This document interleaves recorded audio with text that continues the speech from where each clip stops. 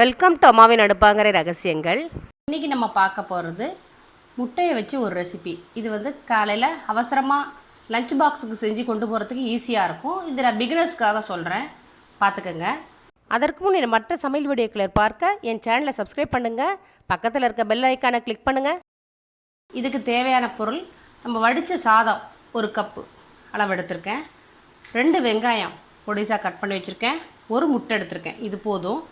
கொஞ்சம் 1/2 ஸ்பூன் மிளகு, 1/2 ஸ்பூன் ஜீரகம் நுணுக்கியிருக்கேன் 1-2, 1/2 ஸ்பூன் மஞ்சத்தூள், கொஞ்சோண்டு இஞ்சி பூண்டு பேஸ்ட்டு, கடையில் விற்கிற பேஸ்ட்டே கூட இருந்தாலும் ஓகே, இல்லைனா சின்ன பிட்டு இஞ்சியும் பூண்டு வச்சு அரைச்சி வச்சுக்கோங்க, நுணுக்கி வச்சுக்கோங்க. இப்போ வீட்டில் கேப்சிகம் இருந்ததுனால நான் குடமிளகா போட்டிருக்கேன், இல்லாட்டினா போடணுன்ற அவசியம் இல்லை. கொத்தமல்லி, கருவேப்பிலை, இதுதான் நமக்கு தேவையான பொருட்கள். உப்பு கொஞ்சம் போட போகிறோம். இப்போது எண்ணெய் ஊற்றி அடுப்பில் போட்டு தாளிக்க போகிறோம். எண்ணெய் வச்சாச்சு, எண்ணெய் நல்லா காஞ்சி வந்திருக்கு. 1 by 1 போட வேண்டியதான். இது ஈஸி ரெசிபி, ஒரு 5 நிமிஷத்தில் செஞ்சு நீங்கள் லஞ்ச் பாக்ஸ் கொண்டு போயிடலாம். இப்போ நம்ம போட போகிறது வெங்காயம். ஃபஸ்ட்டு வெங்காயம் போடுறோம்.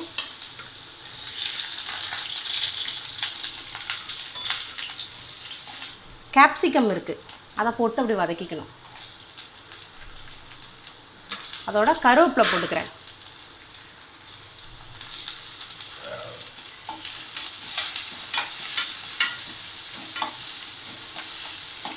இதுக்கு தேவையான அளவு உப்பு போட்டுக்கிறேன், ஒரு 1/2 டீஸ்பூன் உப்பு போட்டுக்கிறேன், இது போதும்.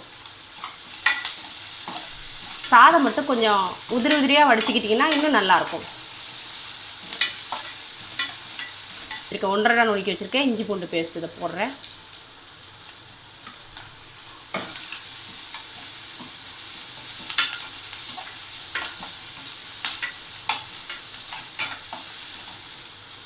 அடுத்தது மஞ்சள்தூள் போடுறேன்.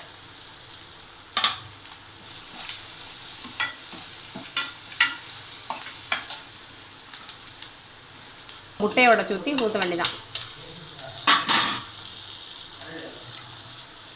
1 முட்டை போட்டிருக்கேன், 1 டின் பாக்ஸ் அளவு சாதத்துக்கு இது சரியாக வரும், இது போதும்.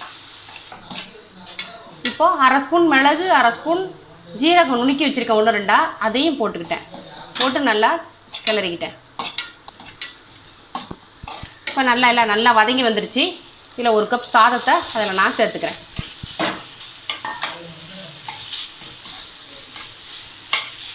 ஒரு 5 மினிட்ஸில் செய்கிற லஞ்ச் பாக்ஸ் ரெசிபி தயார்.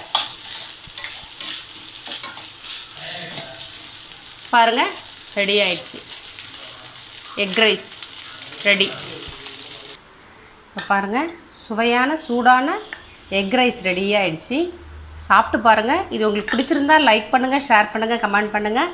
அம்மாவின் அடுப்பங்கரை சமையலை கண்டினியூஸாக பாருங்கள். நன்றி.